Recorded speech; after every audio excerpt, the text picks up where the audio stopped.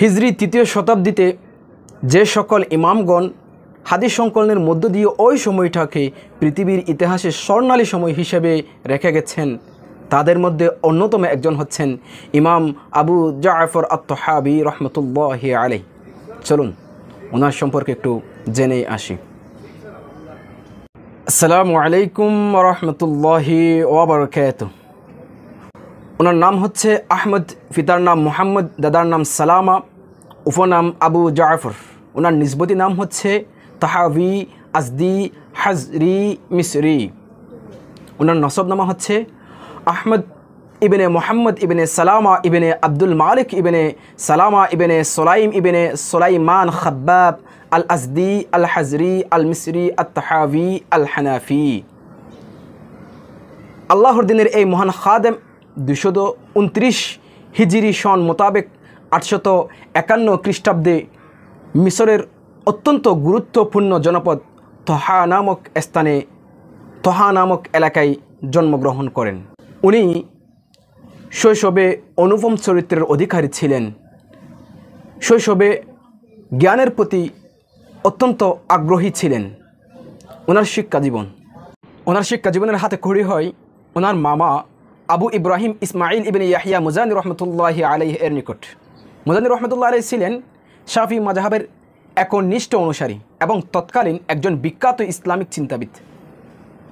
আর ইমাম তাহাবী রহমতুল্লাহি আলাইহি জ্ঞান অর্জনের জন্য স্বীয় আবাসস্থল ত্যাগ করে মিশরে চলে আসেন এবং জ্ঞান সাধনায় আত্মনিয়োগ করেন। তিনি সেখানে মিশরের বিচারপতি আহমদ ইবনে আবু ইমরান হানাফি রহমতুল্লাহি আলাইহি এর সংস্পর্শে আসেন এবং তার নিকট হানাফি ফিকহ অধ্যয়ন করেন এবং তিনি পরবর্তীতে ইরাকি ফিকহের উপর বিশেষ গবেষণা করেন। ওনার অনুসৃত মাযহাব হচ্ছে, উনি যেহেতু প্রথমের দিকে ওনার মামার সাথে ছিলেন আর ওনার মামাও একজন শাফি মাযহাবের অনুসারী ছিলেন এবং ইমাম ছিলেন, সেজন্য উনিও প্রাথমিক দিকে ইমাম শাফি রহমতুল্লাহ আলাইহি তথা শাফি মাযহাবের অনুসারী ছিলেন। পরবর্তীতে তিনি হানাফি মাযহাব গ্রহণ করেন এবং হানাফি মাযহাবের একনিষ্ঠ অনুসারী হয়ে যান। ওনার মাযহাব পরিবর্তনের কারণ সম্পর্কে আবু ইয়ালা আল খলিলি তার কিতাবুল ইরশাদ গ্রন্থে উল্লেখ করেন যে মুহাম্মদ ইবনে আহমদ আশ-শারুতি ইমাম তাহাবী রহমতুল্লাহ আলাইহিকে প্রশ্ন করেছিলেন, আপনি কেন আপনার মামার মাযহাব পরিত্যাগ করলেন? উত্তরে তিনি বলেন, আমার মামা শাফি মতাবলম্বী হয়েও হানাফি মাযহাবের কিতাবসমূহ অধ্যয়ন করতেন, তাই আমি তার মাযহাব ত্যাগ করেছি। তাবাকাতুল ফুকাহা গ্রন্থে আল্লামা আবু ইসহাক সিরাজি রহমতুল্লাহ আলাইহি বলেন, ইমাম তাহাবী রহমতুল্লাহ আলাইহি প্রথমে শাফি মাযহাবের অনুসারী ছিলেন। একদা তার মামা মুজানি রহমতুল্লাহ আলাইহি এর নিকট ফিকহ শাস্ত্র অধ্যয়ন করেছিলেন। তখন তার মামা বাগিনাকে বলে উঠলেন, আল্লাহি মা জাআ মিনকা শাইউন, অর্থাৎ আল্লাহর শপথ, তোমার নিকট থেকে তেমন কিছু আসবে বলে আশা করা যায় না। এ কথা শুনে ইমাম তাহাবী রহমতুল্লাহি আলাইহি অত্যন্ত রাগান্বিত হলেন এবং মামার মাযহাব পরিত্যাগ করে হানাফি মাযহাবের অনুসারী হলেন।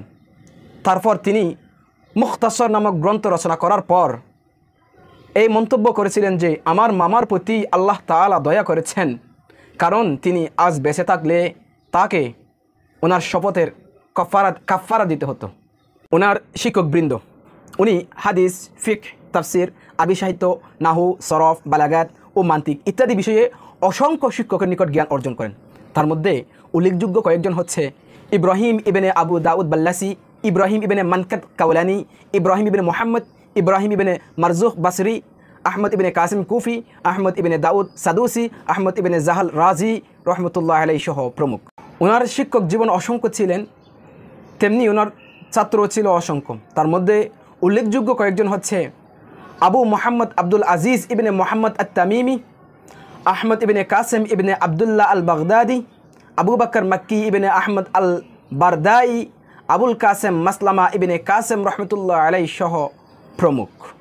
ওনার রচনাবলী, ইমাম আবু জাফর তাহাবী রহমতুল্লাহ আলাইহি অনেক বিষয়ে অনেকগুলো কিতাব রচনা করেছেন। তার মধ্যে উল্লেখযোগ্য হচ্ছে শরহু মাআনিল আথার, মুশকিলুল আথার, আহকামুল কুরআন, আল মুখতাসরু ফিল ফিকহ, শরহু জামিউল কবির, শরহু জামিউস সগীর, কিতাবুশ শুরুতুল কবির, আশ-শুরুতুল আওসাত, আশ-শুরুতুস সগীর, আল মুহাযির, ফরায়েজ, আল মুখতাসরুস সগীর, আল মুখতাসরুল কবির, তারিখুল কবির, আল হাকায়াত সহ অনেকগুলো কিতাব উনি লিখে গিয়েছেন।